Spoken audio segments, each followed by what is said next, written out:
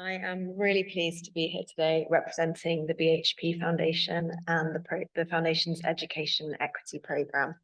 I am Claire Harbron, the Chief Investment Officer at the Foundation, and as Sonali mentioned, I oversee all of the Foundation's programme areas. So I'd like to start by thanking the government of the United Arab Emirates, Her Highness Sheikha Fatima bin Mubarak and their excellencies for hosting today's event, and of course to the UN Women team for coordinating such a brilliant mix of speakers, including really the privilege of having those who are really delivering and working with the programme. Josephine, Azar and Christiana travelling so far to be here with us today. Thank you very much. So a little bit about the BHP Foundation. At the Foundation, our vision is for an equitable and sustainable future for people and planet, just as a small goal there. And our purpose is to make a positive difference today and to future generations in pursuit of this vision by working with outstanding partners to support scalable solutions to the most critical challenges faced by the world today. We believe that the private sector has an incredibly important role to play in decreasing inequality for all. The Foundation was established in 2015 as a charitable organisation funded solely by BHP, a leading global resources company. Through the Foundation's programmes, we address challenges that are relevant to the resources sector in support of our charitable vision.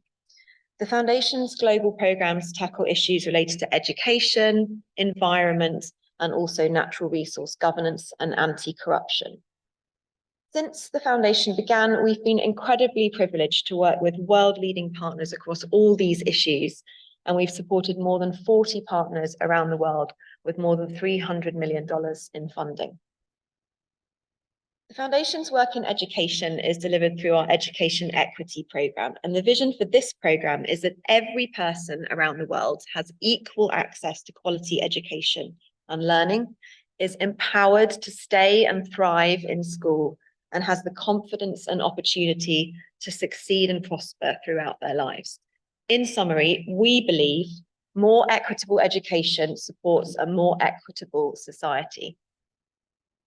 To bring this to life, the Foundation seeks out like-minded partners and invests in projects that have the potential to transform.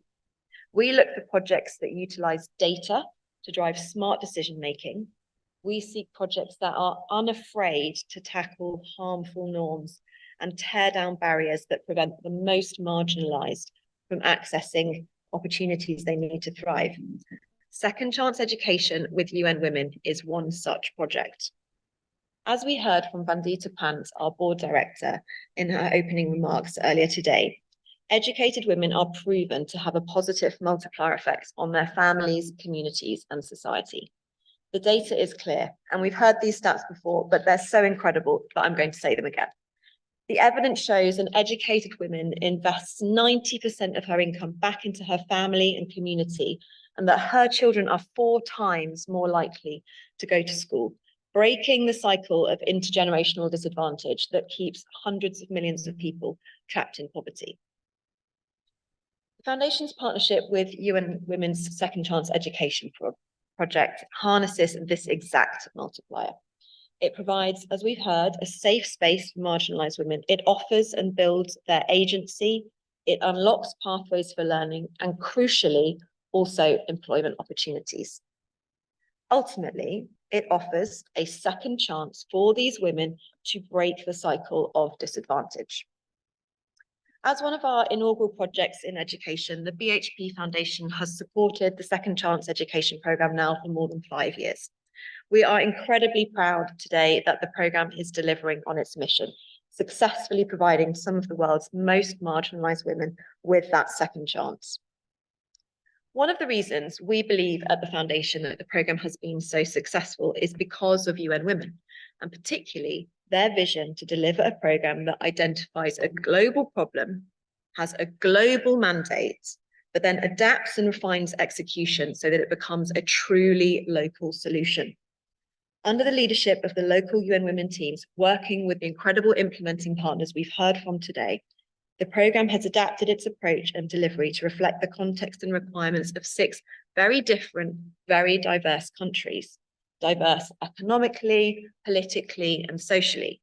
The programme has shown it can adapt to meet the needs of young and older women, of women who were previously educated, of women who are illiterate, of culturally diverse women, including Indigenous populations, of women who are facing very specific and unique challenges, including refugees. For us, this is the key benefit of working with a UN agency, combining long-standing relationships with governments around the world, which engenders that deep trust needed for local delivery, along with global reach and therefore unparalleled geographic breadth and opportunity. Now, when we started funding this programme 5 years ago, we sat down with the UN Women and we set what we believe were very big, very ambitious targets for success. Today, we are incredibly proud and frankly, incredibly impressed that the programme has exceeded these targets. We hope that at least 66,000 women would enrol. In fact, as we heard earlier from Anna, it's been more than 113,000 women, and with an additional 328,000 indirectly benefiting. 85 learning hubs are open and are accessible. Almost 670 courses are developed and delivered. We hoped that 23,000 women would enrol through the online programs. Today, there are more than 40,000 women registered for online learning. There have been 54,000 graduates. And crucially, the translation of graduates into income earners has also outstripped our expectations. We hoped that around 50% of graduates would start to earn an income. That rate today is more than 60%, more than 34,000 women starting to earn an income as a result of the programme. Now, as a funder, that is exactly what we want to see a programme do: succeed and scale, both in quantity and quality. Now, when we think about scaling at the BHP Foundation, we think about this as how far a programme can go to impact the system in which it's operating. Now, for second chance education, this plays out across a number of dimensions, and I want to touch on them briefly because I think they're very important. The programme is not only scaling out, as we've heard, by increasing the number of women involved in the programme. Crucially, it's also scaling deep by challenging those gender norms and mindsets that hold women back in their communities and societies. And it's scaling up by offering a platform and, importantly, the data and evidence to advocate for policy reforms in support of gender equity.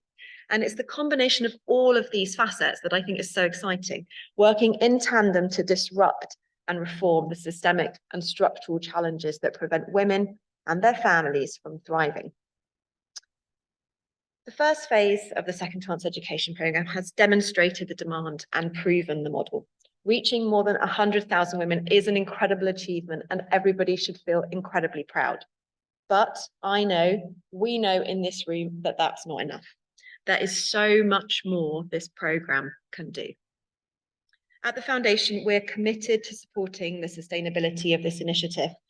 And as the first phase draws to an end, we've shifted our focus as a foundation to helping UN Women explore new and innovative models for future financing, as well as looking to bring in new private sector, philanthropy, or other donors to join us.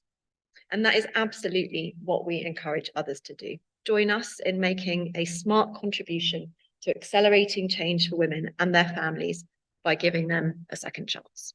Thank you.